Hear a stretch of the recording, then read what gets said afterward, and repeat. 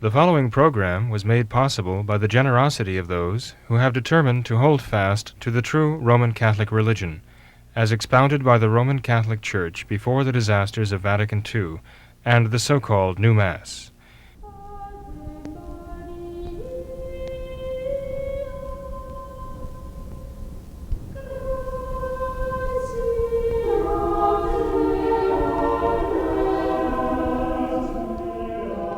Hello and welcome to What Catholics Believe.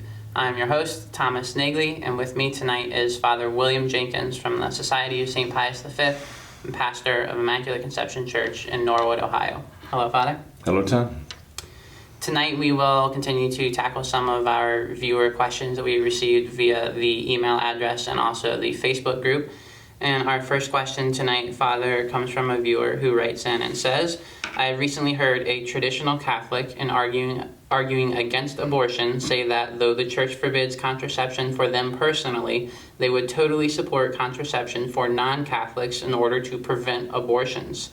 This seems wrong to me on multiple levels, but I couldn't seem to articulate exactly why. Could you possibly talk about why promotion of contraception to prevent abortions is a faulty idea?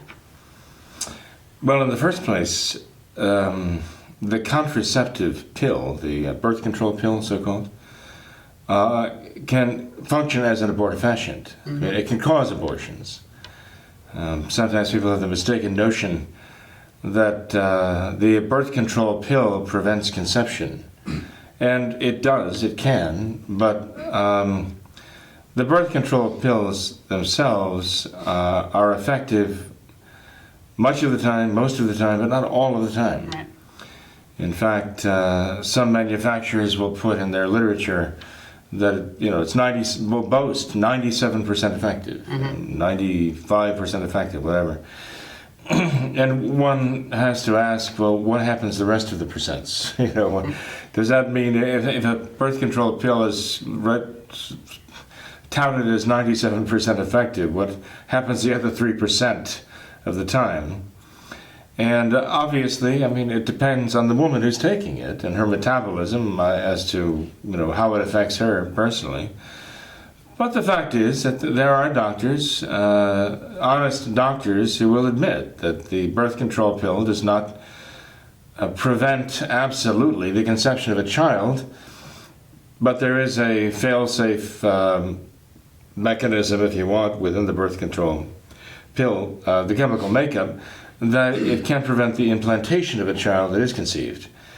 And so there may well be women out there who are using the birth control pill thinking that they are avoiding problem pregnancies. They may think that they are avoiding even the possibility of abortion, which they might never do. They might say, I would never abort a child, and so I'm taking the birth control pill as an alternative. And they might actually be conceiving and aborting children. Who knows, if that 3% or that 5% that it is considered not effective yields a pregnancy that is terminated by abortion, so the child cannot unite with the body of the mother and live, then such people might be aborting more than one child a year and not even be aware of it. So there is literature on the subject. Many doctors will not level with their patients on this subject, is what I've been told, because they don't want to dissuade them from using the birth control pill by giving the fact that the birth control pill can fail. Mm-hmm. And so they keep up the facade that there's nothing to worry about, just pat them on the head and send them on their way. But as I say, there is literature on the subject, and there are doctors who will tell them, yes, the birth control pill can fail, and they can conceive, and the child would be aborted, because implantation is prevented. Right. So that's one, I think, important aspect of the question that people should know. And if they ask their doctors, if women ask their doctors about this question, the doctor says, "Oh, who told you that? Don't pay any attention to that. That's nonsense." I would suggest that the women do not stop there. but that they look for, well, I mean, there are various conservative Catholic doctors who will, if they don't know, will find out and will report the truth. The Lineker Quarterly out of Britain is a publication of the Catholic Physicians Guild. And the Lineker Quarterly actually is named after Thomas Lineker, who was the physician back in the early 1500s. He died in the early 1500s. If he'd lived a little longer, he probably would have been one of those valiant souls who died as a martyr under Henry VIII with Thomas More. Thomas More was one of his students, one of Lineker's students. So, but I believe there are truth-telling conservative physicians in the Catholic Physicians Guild who will let women know about the truth about the birth control pill and how it actually can result in abortions happening rather than preventing them. So, but in any case, the whole idea of saying, well, let's, I guess what that person is saying, and I'm trying to guess what the person is saying because I'm not sure what the line of thinking is, of those who would say, well, let's promote the birth control pill among Protestants because it's a good alternative to abortion. I'm saying it's not. But I would say also there's another problem with that, and that is the birth control pill actually promotes the idea that marital relations really are primarily, if not exclusively, for the sake of people's enjoyment and not about giving life. Right. And insofar as we have people who are reaching for the birth control pill because they say, well, I wouldn't like an abortion, I wouldn't want to have an abortion, or I would not, period, I would not have an abortion if I conceived a child. Nonetheless, they're starting with the premise, but the marital relations we're having really is not primarily about giving life, because we're going to stop that, we're going to thwart that.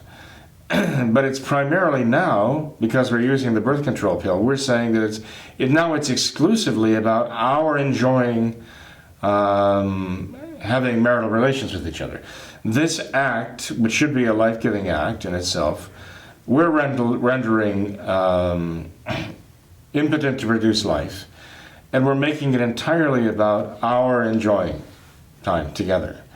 This is the root of all these evils we see. I mean, the homosexuals basically start with the same principle. They say, look, this is not a life-giving act. This is about our having fun and enjoying life together. And obviously having children is an impediment to our enjoying our lives.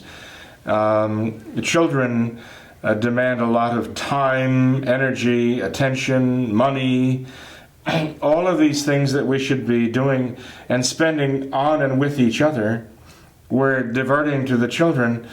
So we have to divert these things back to our own mutual enjoyment of life together and not be lavishing them on children. And so what they'll do is they'll say, we have to use the birth control pill to avoid bringing more children into the world, which are devouring our time and our money and our attention and all the rest. And we have to turn this back to ourselves to enjoy life, but also as a part of that enjoyment of life, we still have to have relations, right? So what we're saying is we have to have relations because it's part of our enjoyment of life, but we can't have children. So they reach for the birth control pill because that enables us to have both. This feeds the whole horrendous idea that we can make sexual relations all about our own personal enjoyment, our personal pleasure, and that every perversion starts with that premise. You don't want to do anything that is going to encourage that way of thinking. Mm-hmm. And it seems, Father, that the line of thinking behind this question could be the idea of choosing the lesser of two evils. And I've heard this line of thinking preached before, but it doesn't exactly apply because contraception is, in and of itself, intrinsically, always and everywhere immoral. Is that correct? Right. It is. And one has to remember, if you're choosing the lesser of two evils, you're not really choosing the lesser evil. Right. You're not really choosing an evil at all, but you're trying to avert Right. an evil. Mm-hmm. And but you say this is intrinsically evil, and rather than averting evil, you're saying, well, let's promote this evil deliberately, willfully, as an alternative to the other evil. When you're choosing lesser of two, you're not choosing evils at all, right? You're just steering away from a greater evil and hoping to avoid any evil at all, even if it seems inevitable. Some collateral damage will happen, but you cannot will an evil. In this case, even at that,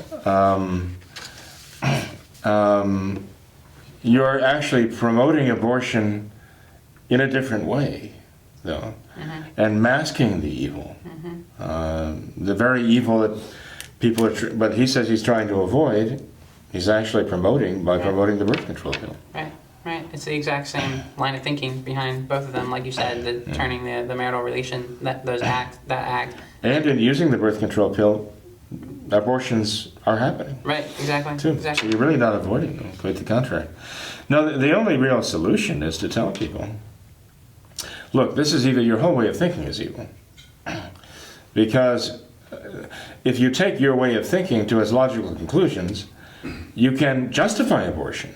If you say, well, our relations are about our personal enjoyment, and that's what it's really all about. Thus take the pill, well, that's what the abortionists are saying. Hey, look, this is really about our enjoyment. This child is getting in the way of our enjoyment. The purpose of this is our amusement and our satisfaction. And so how can you argue with the fact that this child is an aggressor impeding our enjoyment of life? And that's the point. If that were the point, then they'd be right, in a sense, you know? Yeah. The same with, as I say, the homosexual is saying that this is the point, our enjoyment. And no, we don't have to worry about conceiving children and having them get in the way of this. But this justifies our homosexuality because the point of these things is our enjoyment, and this is what we enjoy, and therefore it must be right. Because that's the whole purpose. You know, there was a woman named Mary, what was her name? Mary Jo Williams? Mary Ann Williams. Anyway, she wrote an article for Salon magazine some years ago. Okay. And she's a feminist. Right.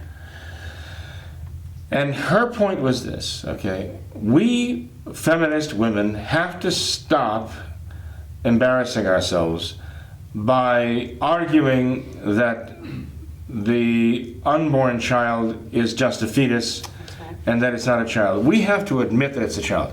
We're making, in a sense, fools of ourselves by going through all these contortions to try to say it's not a child, it's not a child. Look, it is a child. Everybody knows it's a child. Stop pretending. Stop dissimulating. Stop embarrassing yourself by denying an obvious fact. So we should just admit the fact that it's a child. Whether pro-choice or pro-abortion, whatever you want to call it, we have to say that that is a child, but that child's life is not worth my life. My life is more important than that child's life. And therefore, I am going to terminate that child's life because my life trumps that child's life. That's what we should be telling people. And you know, you think, what a monster. What a monster, right? Sounds like Hitler. Yeah, I mean, it sounds like, that's actually being kind.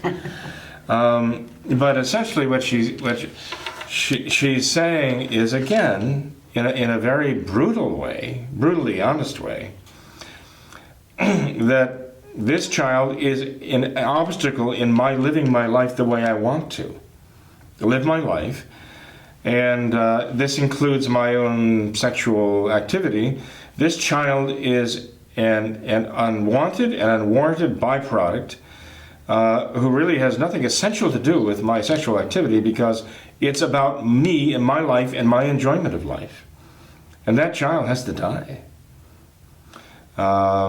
if that child is going to be an impediment on my living my life, because my life and my enjoyment of my life is more important than the child's life. Essentially, that's exactly what she's saying. That's exactly what the homosexuals are saying in principle. It's exactly what the married couples who are saying when they use artificial birth control. They're all saying essentially the same thing. That this is about my enjoyment of life. Anything that gets in my way is going to be destroyed. And I'm not going to stand for it. Right. So anyway, the whole thinking is off base. The only real solution is to make people understand that their activity, sexual activity, is about giving life. God has said so. And this is the big struggle today. This is why people who hate the Catholic Church, really, because the Catholic Church has really stood for that alone. All of this time, the Catholic Church has stood bravely, even unto martyrdom, saying, no, this is not about your personal enjoyment. That's not the primary essential purpose of male and female and the union of them. The primary essential purpose is giving life, and nothing can warrant deviating from that. And once you do, then you have just licensed every single perversion imaginable, and some of them perhaps unimaginable. Right. I recently read a quote from an old Spanish priest who said something along the lines of, if men were absolutely logical in all of their thinking, they would become either angels or devils. Right. And that seems to apply here. But I'd like to move on, Father, to another question that we received from a viewer in regards to tattoos. She says that she has seen posts about this floating around the internet and would like to know, does the tattoo image determine if it is sinful, or is are tattoos in general sinful? Would a tattoo of a religious image be sinful? And then this discussion that she was having also turned to whether having your son circumcised was a sin because that was a Jewish custom, not Catholic. She writes, I think people are very confused on these subjects. So how was your response? Actually, just the other day, I received a text message from a dear person on that very subject. Okay. Got a tattoo of a cross. Okay. And, well, the Catholic Church has regarded tattooing as along the lines of mutilation of the body, right? Okay. But I mean, there are reasons why one could do that. Some would consider it to be an enhancement of the body, not a mutilation of the body. And those who get the tattoo, I'm sure they all consider it to be an enhancement, right? So, I mean, I've seen people who have tattooed roses on their ankles and tattooed crosses on their arms, and mom, and sailors with the anchor like Popeye and all the rest. And there's an argument, theological argument, that it is wrong to do that to the body.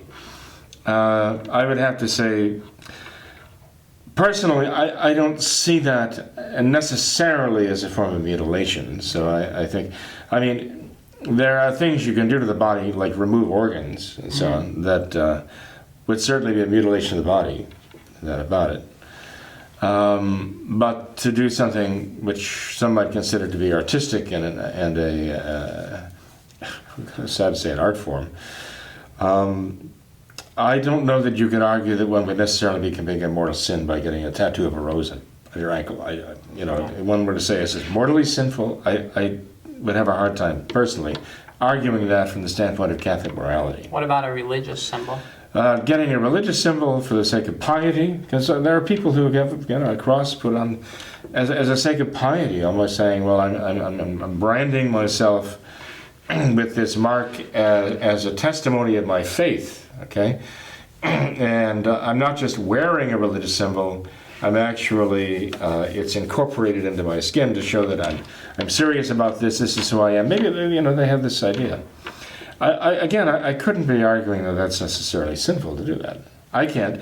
Maybe there's somebody else who could bring forth real, solid, moral, theological authority to say, yes, any such thing any tattoo, any symbol, no matter how pious or religious it may be in itself, would be sinful, possibly even mortally sinful. Mortally sinful. I haven't seen that myself. So if it's ignorance, then I have to plead ignorance there. Okay. But I don't think that having a cross tattooed on one's arm is necessarily mortally sinful. I would have a hard time even arguing whether it would be linearly sinful. Okay. So, what about the? but something that is obviously an evil symbol, right? Well, that would be manifestly wrong to tattoo oneself with that. Sure. Not necessarily because if it's evil in itself, even to wear it would be wrong. Mm-hmm. It would be just even aggravate the evil by having it tattooed on one's body, Mm-hmm. I would think. So that would, I think, make it worse, intensify the evil. Even if one had the name Mom, as a, like, I love my mom, a statement. Well, there's nothing wrong with that statement, you know. Yeah. So I think one could justify it. I am personally against the whole idea of tattooing because I consider it to be a pagan art form, okay? And I think it does violence to the body, and I think it's very unhealthy. And I also think that people who get our tattoos eventually are going to regret them, unless they've totally lost their minds, right? And we see people who are tattooed, they're completely tattooed, right? And I think it gets to the point where it really is a mutilation, where it makes them look freakish. Definitely. And sometimes people who do that want to look freakish. Right. They're proud of it. They boast of it. They revel in the idea of getting some more piercing or some other tattoo. If they can find a cubic centimeter of skin that hasn't been tattooed yet. And of course, in the course of it all just sags away into, they get the tattoo of a ship on the arm, and eventually it'll be a shipwreck, and that's what they wind up with. Yeah. And so, I think all of this is doomed to failure, embarrassment, and regret, okay? And there are people who specialize in removing or trying to remove tattoos, and they can't even be very totally successful at that, unless they were to flay someone alive and start off, with doing skin grafts, starting over again. It's just such a bad idea, Right. So, I would say, even with even getting a tattoo of some pious symbol like the cross. Even if one had the miraculous medal tattooed on his arm or something, and say, well, you might be committing a sin of imprudence there. You can be moved by piety to do that, but I still think it's a really bad idea. I couldn't tell them that I think it's a sin and the principles of Catholic morality to get that done. Mm-hmm. Okay.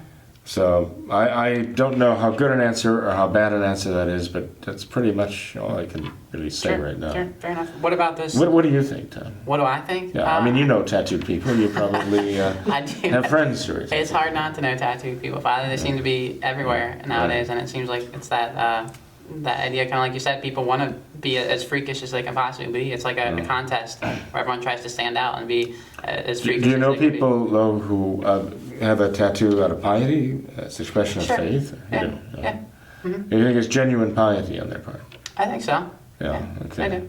I do. And so if they asked you, I think I would agree with you. I would discourage it. I wouldn't necessarily, in my opinion, it doesn't seem like a sin to get a pious image tattooed, but just the whole idea, kind of like you said, seems like a pagan art form. So very. what about the spending of the money? How much does this cost? It's rather expensive, from what I understand. To get a tattoo. So, even from the standpoint of squandering money, Sure. that should be spent on other things, like parents who have children. Yeah. And, right, it could be imprudent even to spend the money on that, right? Yeah. That's a good point. So, I don't know. There are a lot of aspects involved to it that could go wrong, even with the best of intentions. So. Okay, fair enough. What about this somewhat related question of circumcision? What are the Oh, I church's see. teaching on Well, that? God commanded that. That was a direct command from God. That was a sign of the chosen people, right?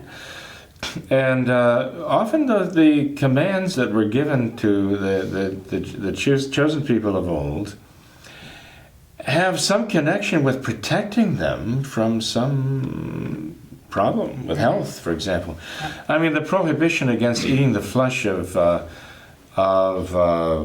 split-hooved animals, like swine, We know of health issues that can arise from, eating improperly prepared swine flesh, pigs, right? Mm-hmm.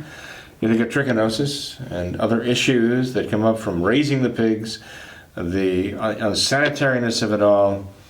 And certainly back in those days, it would have been even more of an issue, right, than it is now. And could have been a very, very serious health hazard for them. So maybe these prohibitions were not only symbolic insofar as the rejection of the cloven-hoofed animals as food, had something to do with the idea of Satan and the goat and the obstinacy. Our Lord chooses, saying the goats, are set aside because of their willfulness, right? The lambs because they follow the shepherd. They're used as symbols, right, of the human soul, even in the virtues and vices of the human soul. Who will be saved and who will be lost? So maybe the cloven-hoofed animals also were rejected because they represented some kind of a health hazard to people back then, but a especially serious health hazard that God was trying to shield the people from. And the idea of circumcision too. Whether it would be interesting to see how this factors into fertility and actually giving life and promoting the population and avoiding health issues. It'd be interesting to see what health benefits that would accrue from the practice of circumcision. One could possibly see there that God would have, in His wisdom, a way of protecting the people and even promoting the population of His chosen people of the Old Testament. So, but since God, who is the creator of the human body and the fashion of the human body, gave a direct order to Moses, this is what I want you to do, as a sign of your being a member of this people, descendant of Abraham, right? And therefore, that of the bloodline from Abraham, the Messiah will be born of you.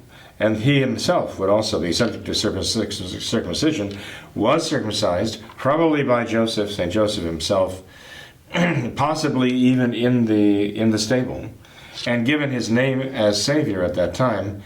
And this operation was the first shedding of the blood of Christ, which means the first shedding of the blood of God on earth took place at this time. We cannot say that this would be mere mutilation of the body. I mean, God has the right to command this, and God did command this. And even His own divine Son, made man, underwent that operation for a very important reason. And it's considered symbolic of His future sacrifice and sacrificial death on the cross. Even beyond this, though, I mean, without getting into too much detail, you have to remember that the pagan peoples worshipped devils. Mm-hmm. And one of the most important ways that they worshipped these devils was to offer them their children in sacrifice, but also their sins of impurity, really perverse impurity. The symbols that they erected were symbols of, I don't say it here, but symbols of male dominion and pride and arrogance and so on. And that God gave this particular practice to Abraham and his offspring as a way of humbling that. Do you know what I mean? A way of humbling that. And the arrogance of that. As though, we give life and we are the life-giving power and, God, this is how we worship our false gods that's how they would humble by actually paying tribute to their demon gods this way. But the true God gave this to Abraham as a kind of an answer to that arrogance, saying to humble that power, that masculinity, that maleness. And so it actually played a very important role, honestly, in the development of history even. And as I say, even our Lord's life, his first blood was shed this way. So you couldn't simply dismiss it as a form of mutilation. Okay. It was mandated by God that this be done. He never commanded that the practice should be stopped? No, one could argue and say, well, that's not required now. That's not required now religiously, because that was the Old Testament. This being the New Testament, there are definitely things, ritual things, that we do not have to do. Mm-hmm. The modern church loves to promote Seder Passover meals among the people, but that's a celebration of God's deliverance from the bondage of Egypt, but is also, with the Paschal Lamb, supposed to be a profession of faith in the coming Savior.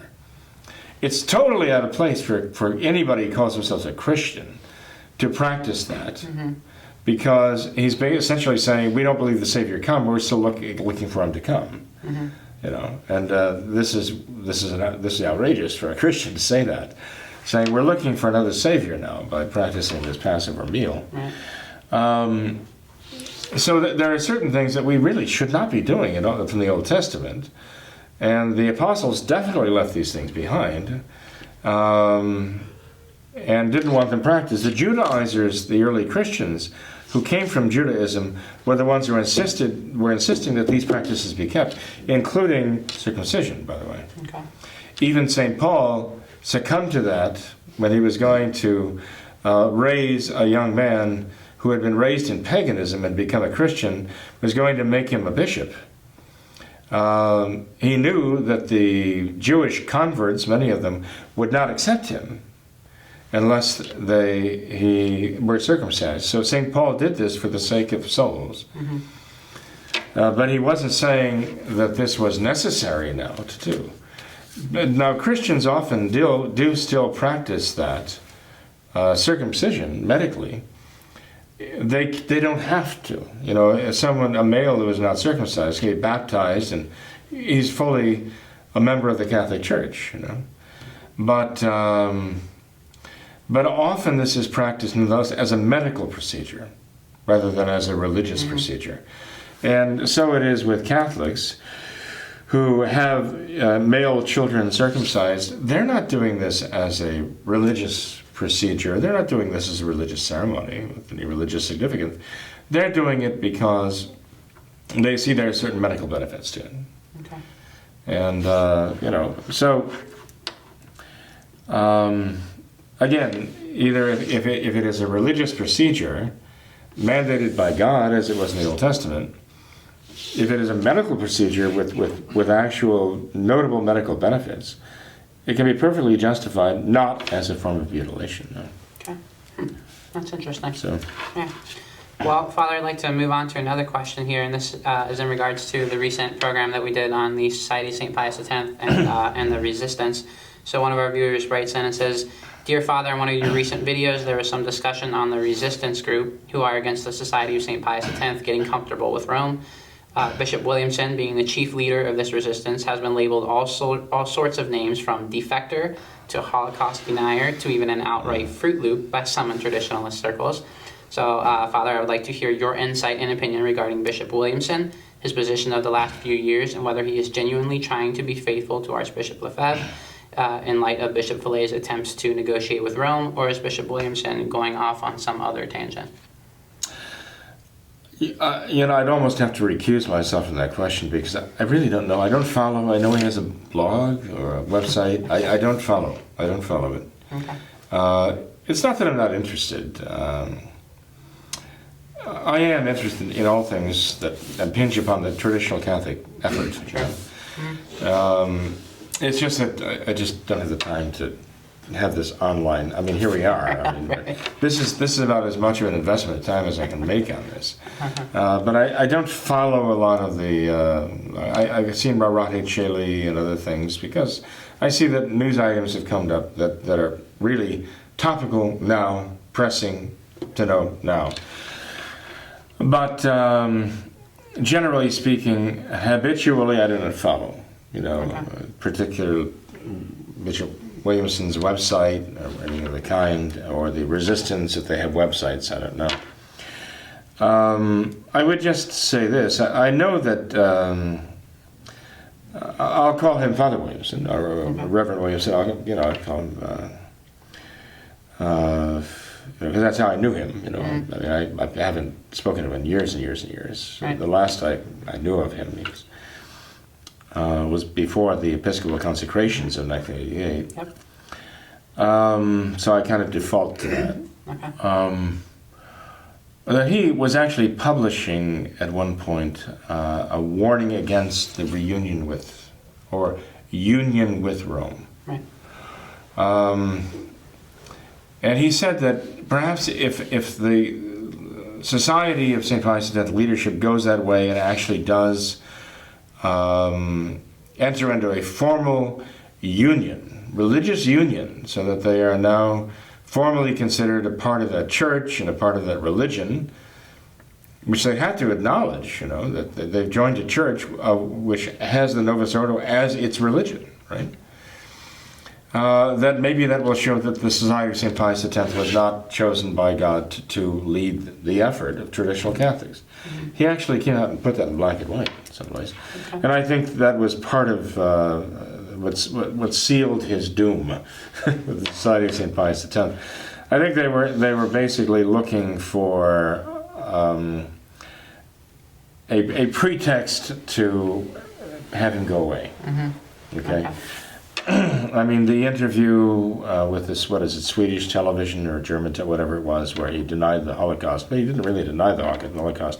He just adjusted the numbers down far, Still something worthy of condemnation, if the Nazis killed so many people. Yeah.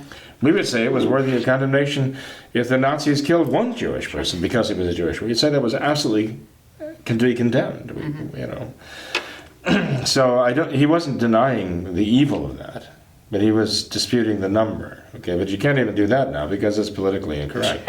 So to latch upon that as the reason to say, okay, we've got to get rid of him and put him outside the society, if that was the issue that broke this, like the straw that broke the camel's back. But I think that already shows that there were already issues they were having with him. And he was already making some serious protests against the notion of uniting with modernist Rome. Now, they might appeal to Archbishop Lefebvre, and they might say, well, Archbishop Lefebvre, understood that you have to be in union with Rome no matter what you do, so we have to always look for that. We can't close that avenue off. We have to be hoping for that. I mean, I think they're interpreting Archbishop Lefebvre's words wrongly, though, because back in the 1980s, even while he was in the middle of negotiations with Rome, he was still talking about the distinction between modernist Rome and Catholic Rome. And his point was, we are always in union with Catholic Rome.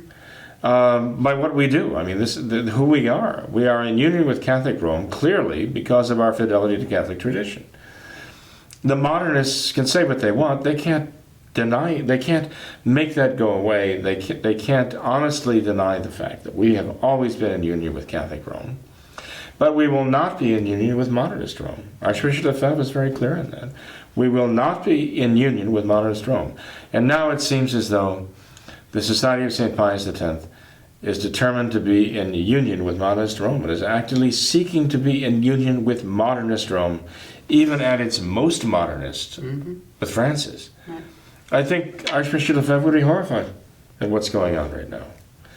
And when you hear Bishop Fillet's attempts at explaining their position on this, it really sounds like double talk. I'm sorry, it sounds like evasive double talk, a smiley double talk.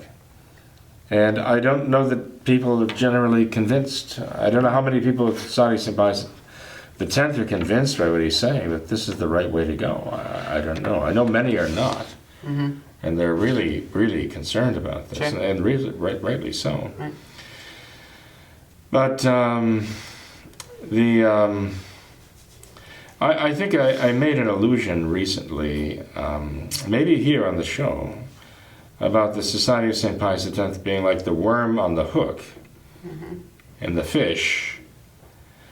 The modernist Novus Ordo church fish looking at the worm on the hook, think, well, here's lunch. Now, somebody could say, oh, well, the Society of St. Pius X does perhaps serve as the worm on the hook, but God is the fisherman, and he's using the line and the hook and the worm to capture the modernists, and he's going to bring them home with him. But I don't think it's necessarily so.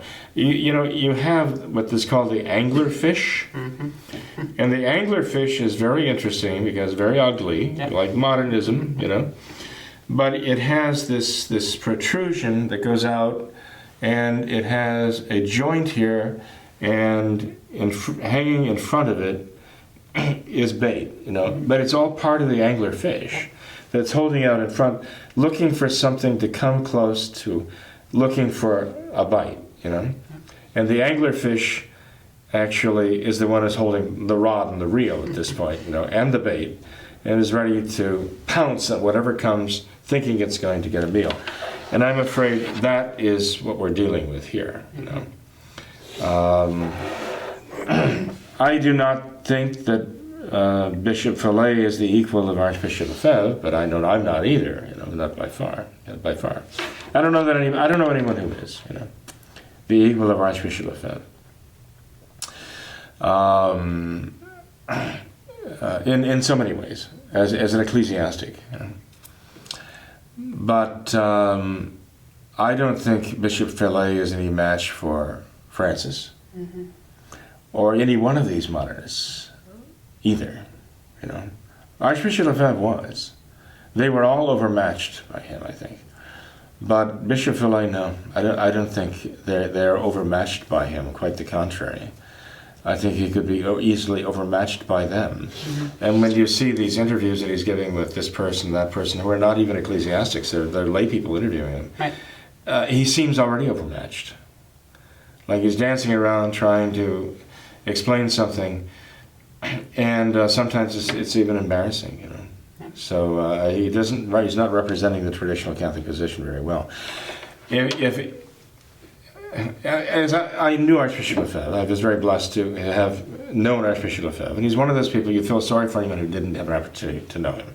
Okay, but when I do see occasionally Bishop Fillet there being grilled by these interviewers, and I hear his soft-pedaled answers, I can actually imagine, and there are many others I know who knew much, could imagine the Archbishop sitting there and answering those questions, and it would be a very different interview. Very different interview. And you'd come away from there thinking, he's right, We cannot compromise our faith to get their approval. It's a travesty. And it would be a tragedy if they were to let this big, ugly anglerfish, lure them in. Yeah. So they have to stand firm for the faith and let that be enough for them, and not be seeking the approval of the modernists for the sake of getting inside modernism and saying, now we're going to show everybody this is the right way. This is what everybody really wants, isn't it? Mm-hmm. Wink, wink. Everybody wants to be traditional, don't we all? What they're going to wind up is actually, at best, an error that is a mixture of Catholicism and modernism. That's what the Novus Ordo offers us as in the so-called indult Mass and the Summa Cum, the Summa, the document of Benedict XVI, Summorum Pontificum. This is a mixture of Catholic with modernist. Okay? It's modernism. And it's still modernism. It's just a watered-down Catholicism, but it's still modernism. Mm-hmm. You take any truth and mix it with error, and you don't get something in the middle. Mm-hmm. Okay? If you were to mix truth with error, you could say you get terror, right? And you do. But whatever you wind up with, it's not the truth. Right. So that's what they're going to do, and I hope and pray they don't do this. Yeah, I like the anglerfish analogy, Father. That seems rather fitting. But speaking of modernist Rome, the same viewer writes in with another question. I'm not sure if you'll be able to answer this one, but he writes in and says, Father, I recently watched the first 4 episodes of the HBO series The Young Pope out of general curiosity. Even though much of it is greatly flawed, it is entertaining, and it shows a supposedly conservative 47-year-old pontiff wreaking all-out war on the liberals and homosexuals within the Curia and the Vatican at large. The fictional pontiff, who takes the name Pius XIII, unlike Francis, does not want to make public appearances, does not care if people like him or not, and even insists that the papal tiara be repurchased and returned to his possession. Father, have you heard anything about this series or had a chance to watch any of it yourself? I haven't. Okay. The only thing that would induce me to watch this would be if people needed me to watch it, because they were all wondering, what should we make of this? Otherwise, I would say, stay away from it. No good can come from it. It might be entertaining, but there are a lot of things that are... Train wrecks can be entertaining. Sure. And there are a lot of evil things that can be entertaining. That's the problem, So I would stay away from this. If it's gaining one's sympathy, I would say it's dangerous. I've read some reviews about it, because I figured people would be asking. The reviews have not been good. Perhaps this man is conservative in some ways, maybe politically conservative, but morally not. I mean, he may himself, I don't know, be morally dissolute. I mean, you can have people who are against homosexuality. You can have politicians who are going home to their wives and using birth control all the time that come out and condemn homosexuality. Right. And even though they're both starting from the same the same vantage point, the same starting point, the principle, this is about my personal enjoyment. Yeah. It's just that I enjoy this and you enjoy that. Right? But as long as you're both enjoying it, that's the important thing. Whatever it is. So just because somebody's standing up and condemning one form of perversion doesn't mean he's not guilty of another form of perversion. Right? So... I guess I would have to say in the end, again, I'm not qualified to speak about that show, except for the fact that what I do hear, if it's accurate, it's bad, and they must be trying to get somebody on board who would agree with this much of it, for the sake of maybe getting them to overlook other things that are being done. And Father, I'm not exactly qualified to speak on this show either. I've never seen an episode of it, but I have just recently in the news saw the headline of, in this series there is actually it was on the news, they were talking of there's a violent pornographic scene in one of these episodes in here.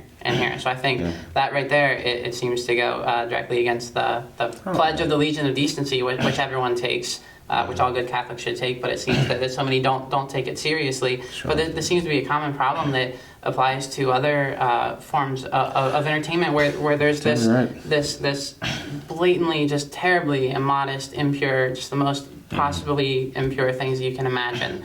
But it seems so many Catholics are willing to overlook them for all the whatever supposed good aspects may be in the show. And like you said, sure, it may be entertaining, but correct me if I'm wrong, but it shouldn't matter if this is the greatest series ever produced. That one scene right there should write off that entire series. Absolutely, it's wrong. It's bait. Look, some of the leading conservative websites have really gross immorality involved here, and even kind of promote it. They say, well, gee, homosexuality is wrong, but heterosexuality is great, so we're gonna have all this impure, immodest stuff that is heterosexual, not homosexual, and see, we're promoting something that isn't stuff as good. No, they're not.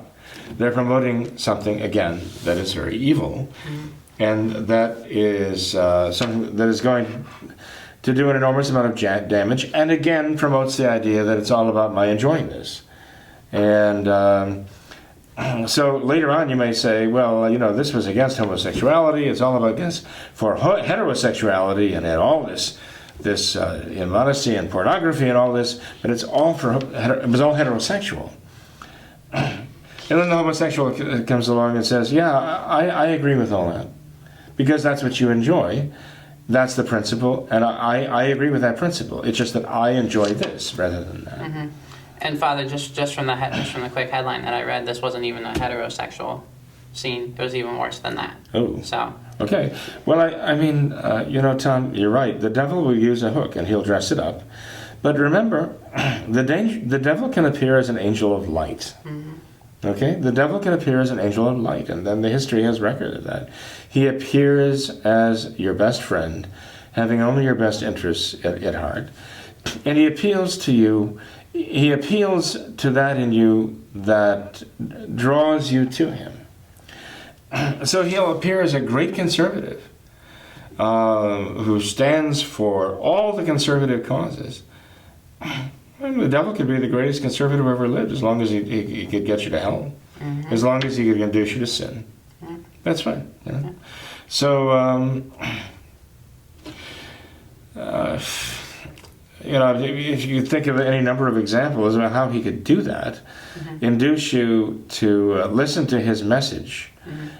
and then stick in the poison. Mm-hmm. And that's what he's trying to do, I believe, in this case, mm-hmm. too. And Father, I think another example of that would be, not sure if you've heard of this recent conservative that's kind of taken the conservative movement by storm, is this Milo.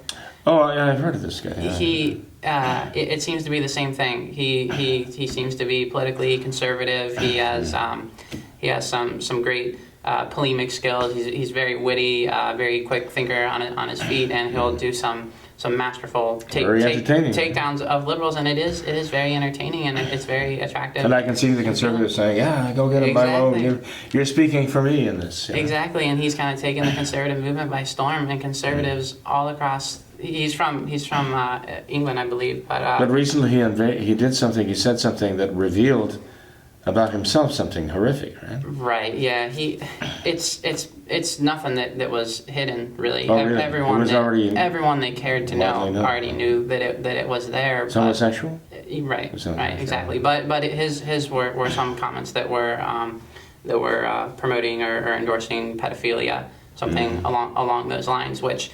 His whole life has been one giant example of this, but it seems rather ironic that he's this supposedly politically conservative, great entertainer who constantly rails against the homosexual agenda, this liberal agenda, and all this. But in the end, he seems to be the ultimate triumph of the liberal homosexual agenda, which is to normalize homosexualism, and that seems to be exactly what we're doing. We're completely overlooking the fact that he is proudly partaking of one of the four sins, the cry to heaven for vengeance, and we're just completely writing that off. See, there's a greater danger in that. There's a greater danger in that than there is in somebody who is a blatant liberal, exactly. and who conservatives recognize this person is wrong, has all the wrong ideas.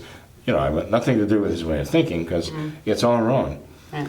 But how you can dress it up, to make it look, we can excuse it in him. Mm-hmm. We can overlook it in him.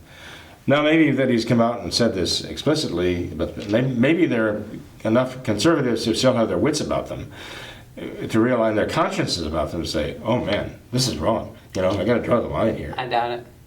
Really? I do. He was actually invited to the CPAC conservative conference, and after this tape service, they did disinvite him from there, and his book deal was dropped.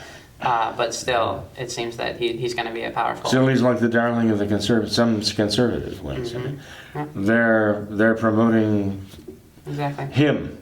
him as a brand. Right. And as a homosexual. And many conservatives are even trying to defend him now and saying, well, look to the left, look at all the terrible, despicable things that the political left has done. Look at all the figures that they have who've promoted something similar to that. And so now it seems kind of hypocritical that we're trying to take down Milo over this. And so it seems that they're playing right into their hands. It's the same old game. The ultimate triumph. And some just keep falling right in. I mean, I talked about Bishop Fillet and the Pius X group falling into line with, it's like playing the same old game. They know how to play their hand. Exactly. To induce people to overlook what they should not, and to justify or at least minimize the evil. Because I think there's something to be gained by some other aspect of it. It's a dirty game. It's a diabolical game, and this is in a sense, Tom, this is why we are the way we are, where we are right now. This is why the world has come this far. This is why our country's come this far. This is why our church has come this far, because people were willing to overlook and to go along, you know. And so little by little, step by step, here we are. Mm-hmm. It's not right. We have to stand up and say, well, there are things that we in no way are going to compromise. We're going to continue speaking the truth, regardless. This is how the Catholic Church was, you know. I mean, even during the time of Henry VIII, when Henry VIII was demanding the annulment of his marriage to Catherine of Aragon, after having sought the papal dispensation to effect it in the first place, then arguing, well, no, it was a terrible thing in the eyes of God, I've got to drop this. Then he's pushing. He has a time frame here, because the story is that Anne Boleyn was already bearing his child while Henry was still married to Catherine of Aragon. The child, they hoped would be a boy, and they wanted to make sure he was going to be the legitimate heir, so they wanted to get him his marriage to Catherine dissolved, and get him married to Anne, so that when the child was born, that would be recognized as the legitimate heir. And you know, the church during this time was afraid of the consequences, you know, and so they're kind of temporizing and granting this, you know, holding off, thinking, well, things can change, Henry could die, anything could change. Ultimately, the church had to pronounce the truth. This is wrong. You cannot dissolve your marriage or pretend that it's dissolved to Catherine. And the consequences were terrible indeed. And you can see why even Renaissance popes would could only temporize so long before they had to pronounce the truth. Mm-hmm. But they did. But they did finally, when it came right down to it, and the very authority of the church itself was involved and was at stake. They pronounced the truth, even though everything humanly in them was against it. By the grace of God, they just had to say, this is right and this is wrong. And we see this in the history of the church over and over again. It's kind of curious. I was just spending some time with one of the parishioners of another part of the country. We were on a mission to take care of some Stations of the Cross. But anyway, that's neither here nor there. And this fellow was telling me that he and his wife had been listening to, of all people, Rush Limbaugh. Okay. And he said he couldn't believe Rush Limbaugh was saying the things he was saying. This would have been in the previous 2 weeks. He said, and I didn't hear the broadcast, I didn't hear Limbaugh say these words, but this man says he heard it, and his wife is a witness, because they were both looking at each other like, we can't be hearing this. That Limbaugh was saying on his broadcast, which supposedly reaches like maybe 18 million people, mm-hmm. that the real moral force in the history of the world is the Catholic Church. Mm-hmm. This is what I heard from this man. That the Catholic Church has stood for what is right through all of this, when everything else and everybody else was giving way. The Catholic Church stood for what was right in principle. He didn't say in practice that, you know, everybody, the clergy and all the rest, but in principle they were standing for the right principles. On sexual morality, this man has been married, quote unquote, 3 times, right? 3 different women here. Mm-hmm. And the church herself would be saying, no, you're not. You know, you're married to one woman and the other 2 are fictitious and you're living in adultery.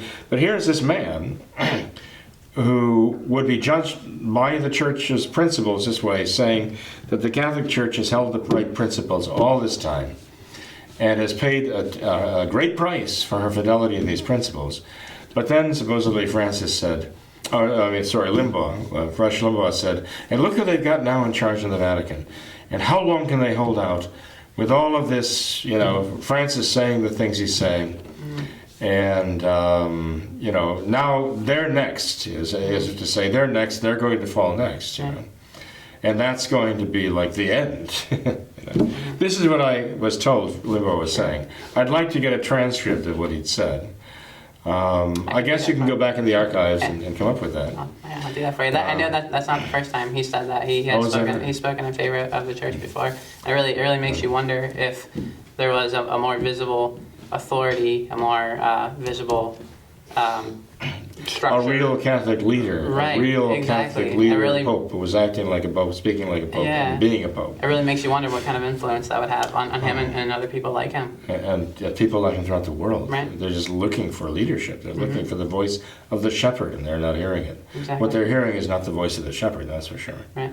Not the true shepherd, the good shepherd. But, what Limbaugh doesn't understand, of course, is that Francis is there, yes, and he's thinking about how long can the church hold out, and, is it next to fall? Well, we know that the church is immortal, it can't fall. Francis or no Francis, we know. We know how it goes, we know how it all ends up. With the triumph of Christ, ultimately, and the church triumphant too, that God has the power to raise the dead to life. Christ himself, raising him, coming back to life again. The divine power within him, raising himself humanly back to life again. We know the power of God and is in the church.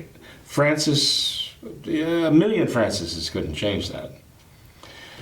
But he, from his worldly point of view, he wouldn't see that.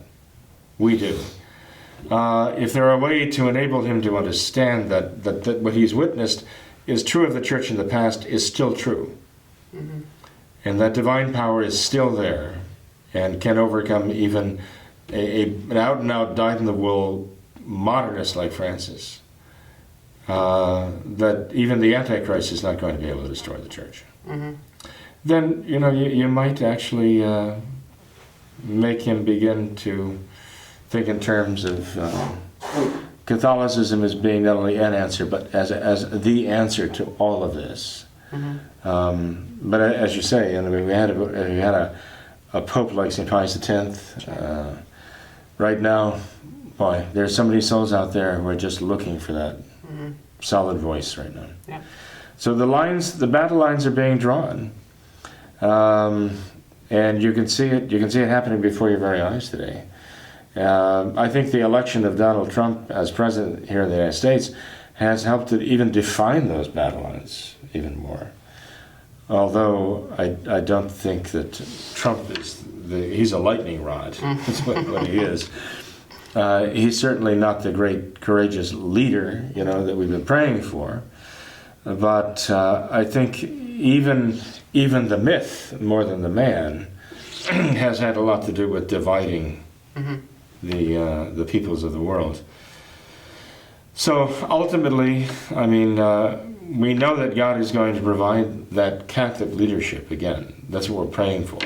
And we know Our Lady's Immaculate Heart will triumph in the end. And that probably brings us, since you closed your folder, to your final message here for this episode. Yeah, that seems like a beautiful note to end on, Father. But in closing, I'd just like to say that I noticed a comment from one of our viewers who was essentially complaining about how it seems that there's so many problems with every branch of Catholicism, every society, no matter if it's traditional or whatever it may be. There seems to be problems with all of these, and so the real question that he posed here was, are we all doomed?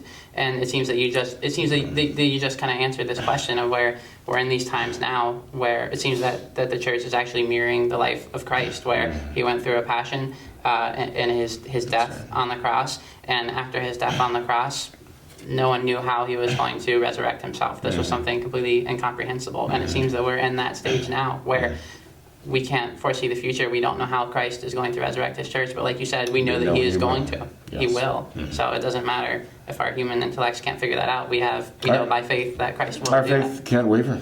Cannot waver one bit. Our faith has to be like the faith of the Blessed Mother. Through all of that, right? The passion and death and... when our Lord's corpse was laid in her arms, it was so terribly disfigured, but she still recognized him, and she knew, the outcome.